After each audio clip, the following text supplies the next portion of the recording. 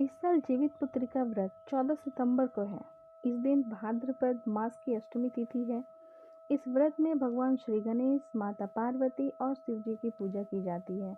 शाम के समय प्रदोष काल में भगवान शिव की पूजा करके और कथा सुननी चाहिए। वैसे इस व्रत की कथाओं को लेकर दो कथाएं प्रचलित हैं, जिसमें से एक सियारिन की और दूसरी राजा जिमुदमाहन की कथा है। आज हम इन दोनों कथाओं के बारे में आपको बताएंगे।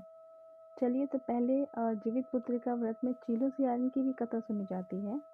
तो कथा इस प्रकार से है। एक वन में सेमर के पेड़ पर एक चील रहती थी।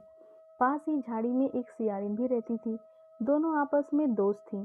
चीलो सियारिन से इतना प्यार करती थी कि वो जो कुछ भी खाने को लेकर आती थी, उसमें से सियारिन के लिए जरूर रख देती थी।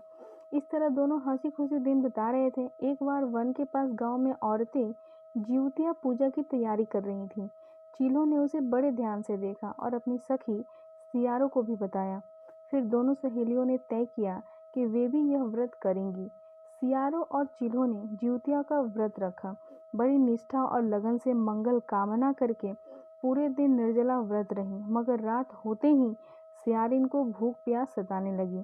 जब बर्दाश्त न हुआ तो जंगल में जाके उसने मांस और हड्डी पेट भर कर खाया। चीलों ने हड्डी चबाने की कड़कड़ की आवाज़ सुनी तो पूछा कि ये कैसी आवाज़ है। सियारिन ने कह दिया कि बहन, भूख के मारे पेट गुड़गुड़ा रहा है, यह उसी की आवाज़ है। लेकिन चीलों ने सियारिन का झूठ पकड़ लिया। उसने सियारिन को खूब लताड़ा कि जब व्रत नहीं हो सकता तो संकल्प क्यों लिया था। चीलो रात भर भूखे प्यासे रहकर व्रत पूरा की। अगले जन्म में दोनों मनुष्य रूप में राजकुमारी बनकर सगी बहनें हुई।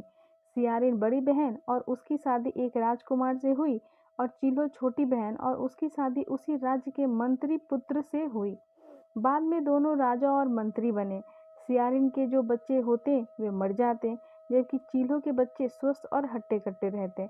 इससे उसे जलन होने लगी। उसने उन्हें मारने की सोची। उनका सिर कटवाकर डब्बे में बंद करा दिया, पर वह शीश मिठाई बन जाती और बालकों का बाल तक बांका ना होता। इस तरह सियारिन के बहन के बच्चों और उसके पति को मारने की कोशिश विफल हो गई। आखिरकार दया योग से उसे भूल का आभास हुआ। उसने क्षमा मांगी और बहन के बताने पर जीवित पुत्र का व्रत विधि विधान से किया, तो उसके भी पुत्र जीवित रहे।